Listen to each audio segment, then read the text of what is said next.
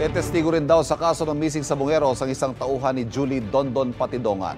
Ang tinutukoy niyang tauhan, nahulikam na nag-withdraw ng pera gamit ang ATM card ng isa sa mga nawala sa sabungan sa Laguna noong 2022. Laging una ka sa balita ni Emil Sumangil, exclusive. January 14, 2022 nang magkakasabay na nawala matapos magsabong sa Santa Cruz, Laguna ang magkakaibigang sina Ferdinand Dizon, Manny Magbanwa, Mark Fernandine at Melbert John Santos. Kabilang sila sa 34 na nawawalang mga sabungero. Higit 2 oras ang lumipas matapos na iulat silang nawawala. Nakuhanan ng CCTV ng isang bangko sa Lipa City, Batangas ang lalaking ito na nagwi-withdraw sa isang automated teller machine. Sa investigasyon ng PNP, ATM card daw nang nawawalang si Melbert John Santos ang gamit ng lalaki.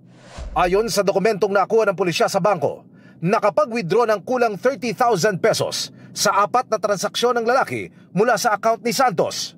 Kung ma-identify po natin itong nag-withdraw sa ATM, siya po ang magbibigay liwanag dito sa investigasyon na to kung bakit po napunta sa kanya yung ATM ng isang biktima. Ngayon, matapos ang mahigit 3 taon, sa pamamagitan ng whistleblower na si Julie Dondon Patidongan alias Totoy, nagkaroon ng linaw kung sino ang lalaking ito. Yung nag-withdraw na yan, tao ko rin yan. Isang witness ko rin yan. Close in, security ko yan noon. Saka ko na ilabas yan pag kinakailangan. Naniniwala si Patidongan. Malaking may tulong yan, gawa yung ATM na yan doon sa isang missing sabungero.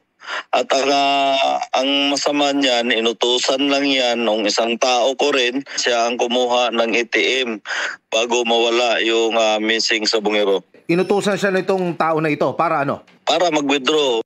Nanawagan si Patidongan sa iba pa niyang mga tauhan na lumantad na. Kabilang sa kanila, ang 2 lalaking nakuhanan ng video na bumibitbit sa isa pang nawawalang sabungero na si Michael Bautista sa isang sabungan sa Santa Cruz, Laguna. Yung sila at saka si mga tao ko lang din yan. Ang masama lang, nakuhaan sila ng video at todo tanggi at ginamit pa sila ni Mr. Atong Ang na mag-witness against sa akin dahil ako ang tinuturo nilang mastermind. Nabuhayan ng loob sa mga development na ito ang kaanak ng mga nawawala, lalo na ng ama ni Melbert.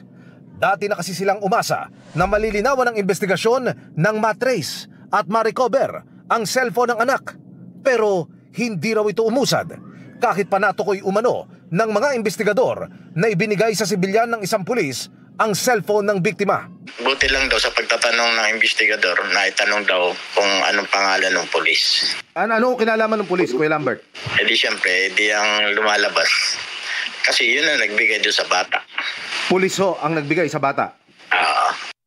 Kasama sa iimbestigahan ng NAPOLCOM kung sino sa mga pulis na kinasuhan ni Patidongan ang gumawa nito. Sana lang talagang magtuloy-tuloy at talagang may magiging linaw ito sa mga nangyayari ngayon. Ito ang unang balita. Emil Sumangil para sa GMA Integrated News. Itinanggi ni retired Police Lieutenant General Jonel Estomo na may kinalaman siya sa pagkawala ng mga sabungero.